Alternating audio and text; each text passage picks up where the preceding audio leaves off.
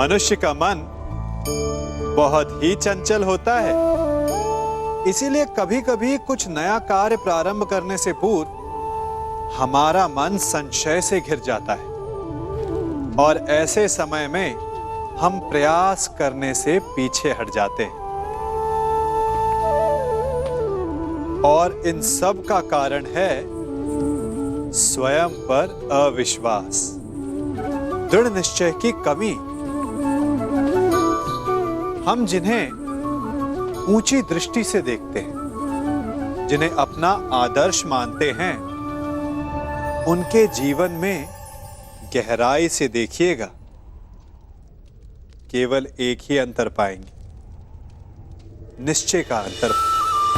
ये निश्चय ही है जो हमारी प्रतिभा को धार देता है, हमारे प्रयासों को शक्ति देता है। ये निश्चय का अंतर ही तो है कि एक मनुष्य सागर की गहराई में जाकर मोती ले आता है और दूसरा हार मानकर किनारे पर बैठ जाता है। तो हार तब नहीं होती जब आपका प्रतिद्वंदी आपसे जीत जाए।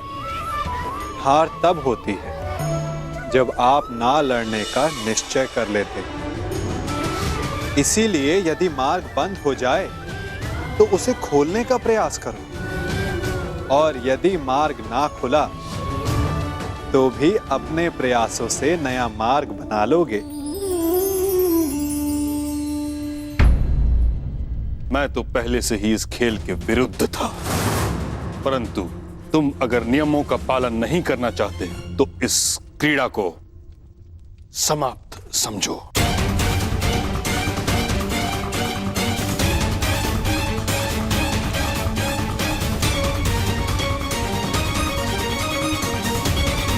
युधिष्ठिर सम्राट हैं और आप युवराज हैं कुमार।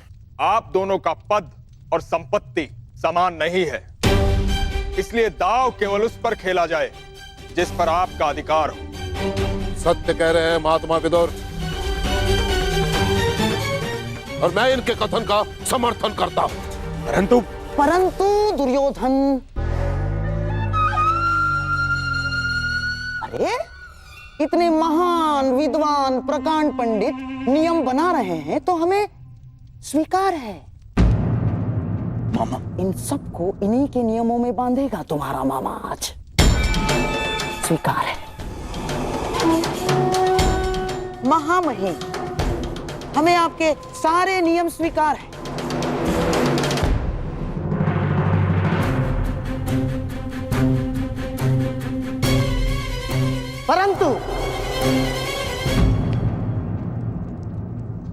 परंतु क्या गंधार राज?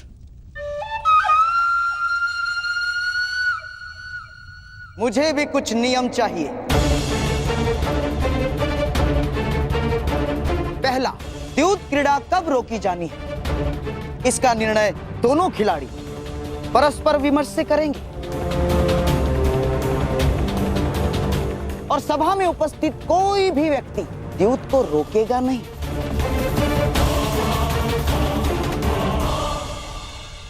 मुझे शकुनी के इस नियम में कोई आपत्ति दिखाई नहीं देती। स्वीकार है। धन्यवाद महाराज। और हाँ, और एक बात, यहाँ जिस भांति नियम बनाए गए उससे यह स्पष्ट प्रतीत होता है कि महानुभावों के मन में यह विश्वास बैठा है कि मैं यहाँ कोई छल करूंगा। इसीलिए मैं चाहता हूं कि जब तक द्यूत क्रीड़ा चलेगी, सभा स्थल को छोड़कर कोई नहीं जा पाएगा।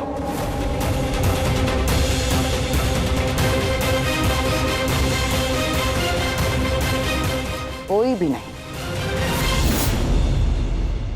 तो कहिए सम्राट, स्वीकार है आपको? स्वीकार है।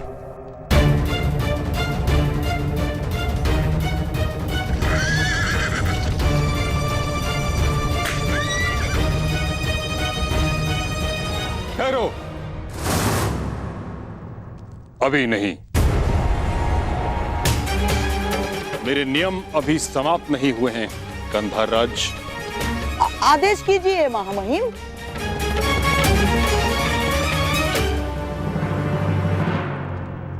इस सभा में स्त्रियां प्रस्तुत नहीं होंगी।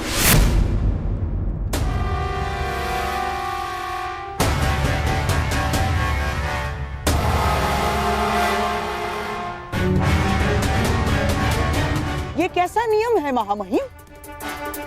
सम्राट खेल रहे हैं तो साम्राज्ञी का यहाँ होना आवश्यक है। ये सारा मनोरंजन उन्हीं के लिए तो हो रहा है। परंतु मनोरंजन के साथ साथ द्यूत कभी मन की निराशा का कारण भी बन जाता है। बिल्कुल ठीक कहा मां महिम ने। और वैसे भी शास्त्रों के अनुसार एक स्त्री केवल और केवल अपने पति के साथ ही चौसर खेल सकती है और किसी के साथ नहीं। और यदि ऐसा ना हुआ तो मैं सर्वप्रथम इसका विरोध करूंगा। ठीक कहा गुरुद्रोण ने। जुए में लाभ हानि जय पराजय होती ही है और हानि का सबसे अधिक दुख स्त्रियों को होता है। जब ये मनोरंजन के कारण है तो किसी को दुख क्यों दिया जाए?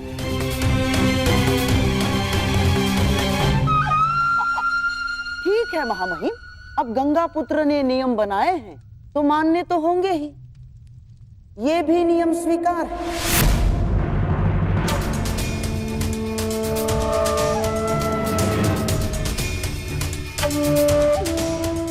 स्वीकार है दुर्योधन।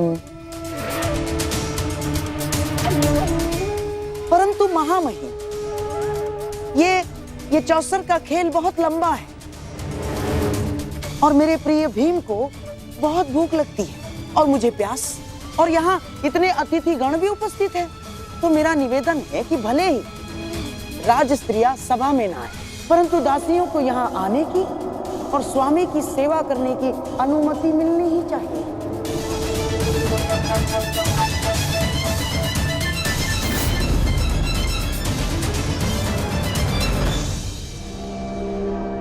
ठीक, दासियों पर यह नियम लागू नहीं होगा।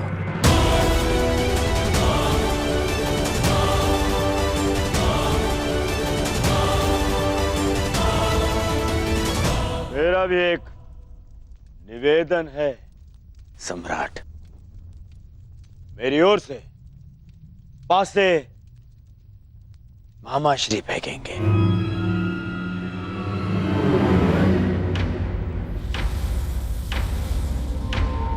क्यों दुर्योधन, पराजय से भयभीत हो?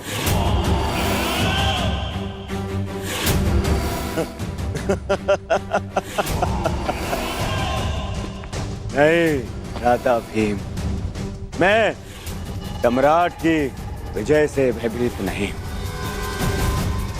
परंतु क्या करूं, इस समय मेरे हाथ पासे फेंकने के सक्षम नहीं है।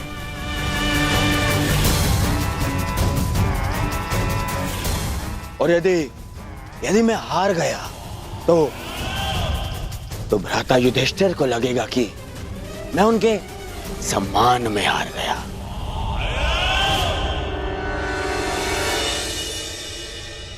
परंतु क्या द्यूत में यह नियम है कि पासे कोई और चले?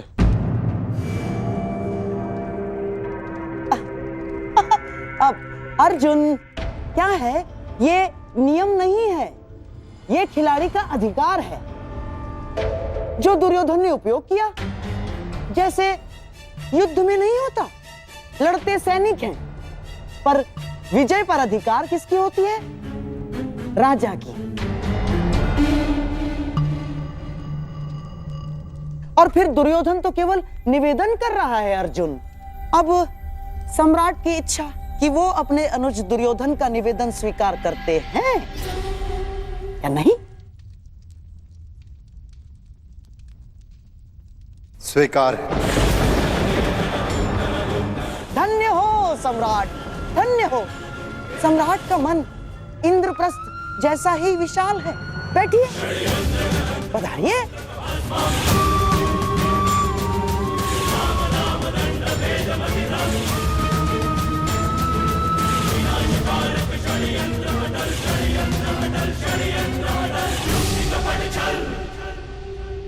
अब मेरा राज स्त्रियों से निवेदन है कि वो अंतःपुर की ओर प्रस्थान करें।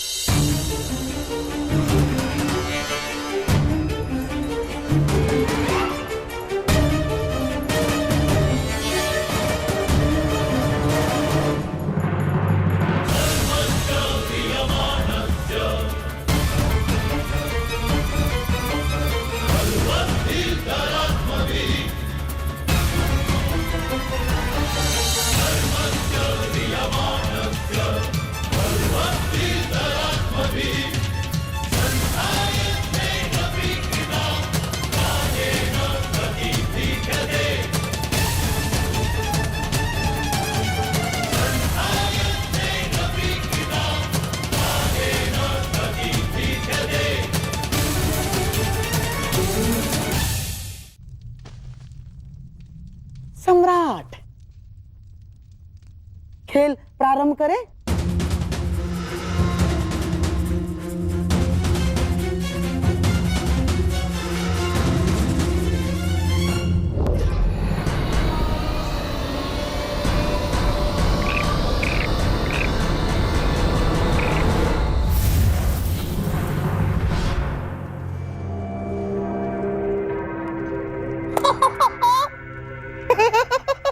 पहले ही चाल में पौबारा। प्रतीत होता है कि भाग्य भी चक्रवर्ती सम्राट के अधीन है।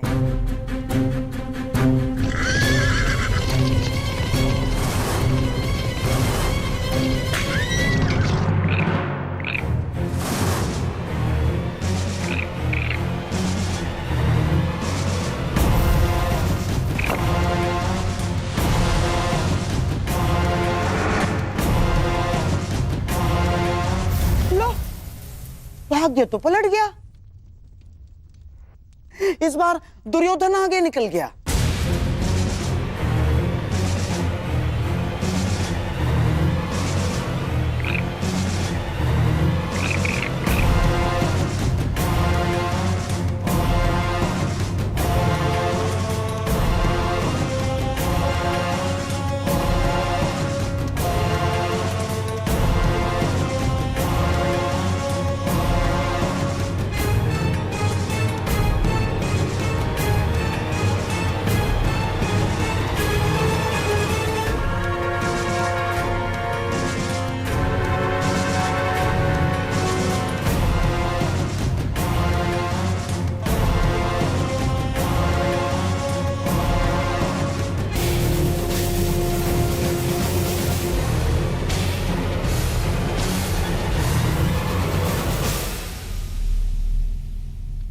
रुकिए।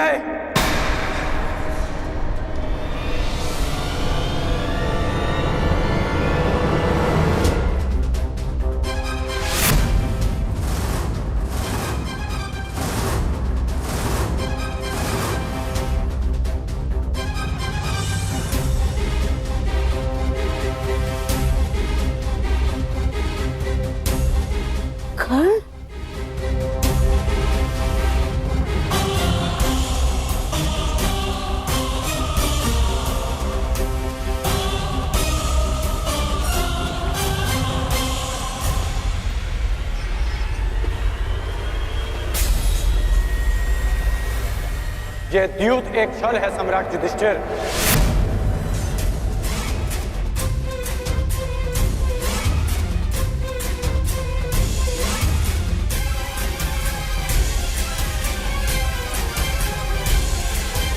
और गांधार राजद्यूत में आपका सब कुछ छीन लेना चाहते हैं।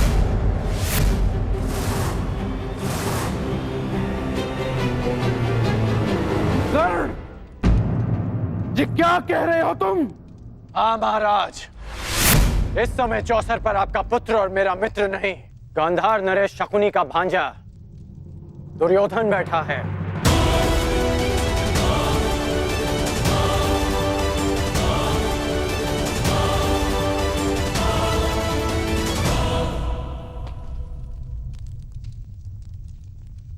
मित्र, रुक जाओ मित्र।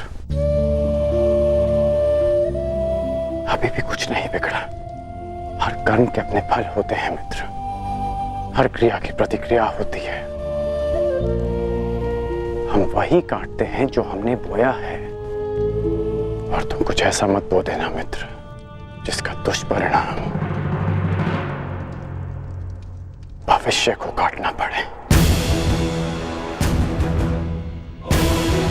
सच्चा मित्र सिर्फ वो नहीं होता जो हर मार्ग पर आपके साथ चले, बल्कि सच्चा मित्र वो होता है जो आपको कुमार्ग पर चलने से रोके। अद्भुत अंगराज, अद्भुत। अपने मित्र के विरोध में जाने को तुम मित्रता कहते हो?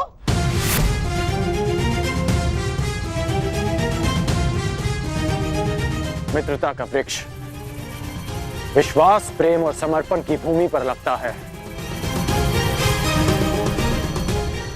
आप केवल छल करना जानते हैं गांधार राज, और उस छल से अनेक शत्रु उत्पन्न करना जानते हैं। और इस समय भी आप छल से पांडवों का सब कुछ छीन लेना चाहते हैं। वाह अंगराज वाह।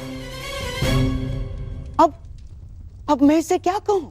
महान मित्रता या फिर सबसे बड़ा मिथ्या आरोप? ध्यान से देखो इस चौसर को अंगराज। सम्राट युधिष्ठिर दुर्योधन से सब कुछ जीतने से केवल एक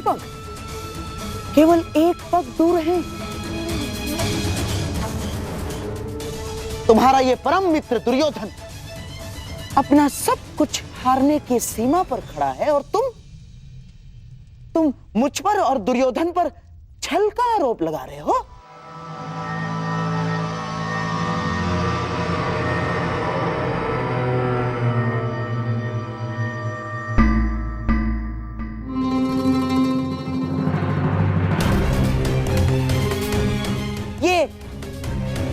ये कैसा मित्र बनाया है तुमने? मित्रता ही तो निभा रहे हैं अंगराज। वो नहीं चाहते कि उनका मित्र सब कुछ हार जाए, इसलिए ये दाव से पहले ये दाव खेल रहे हैं।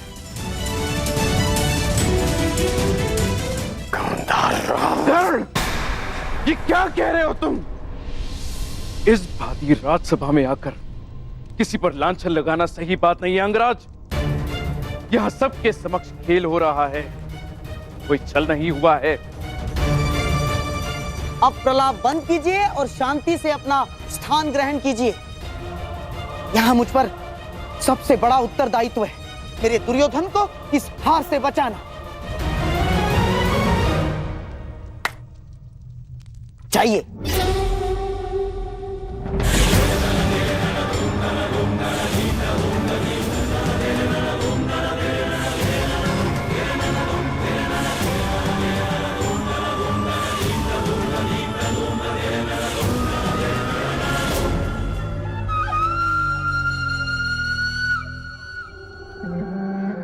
सम्राट, खेल प्रारंभ किया जाए।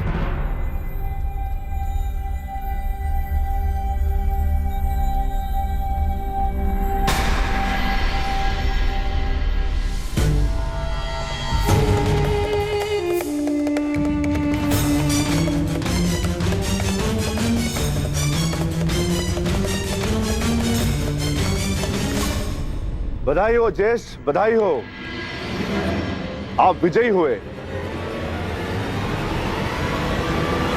अब बताइए अंगराज, क्या ये छल है?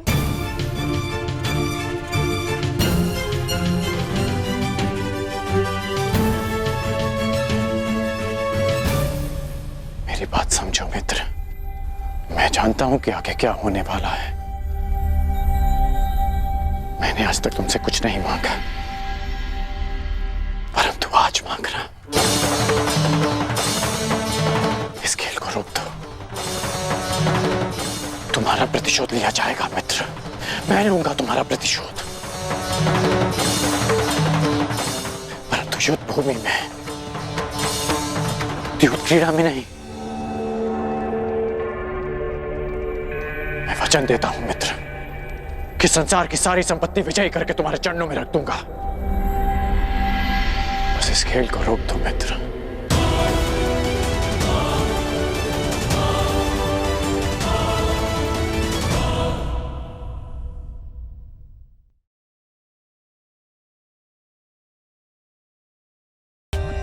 For more updates, subscribe to our channel, click the show links and enjoy watching the videos.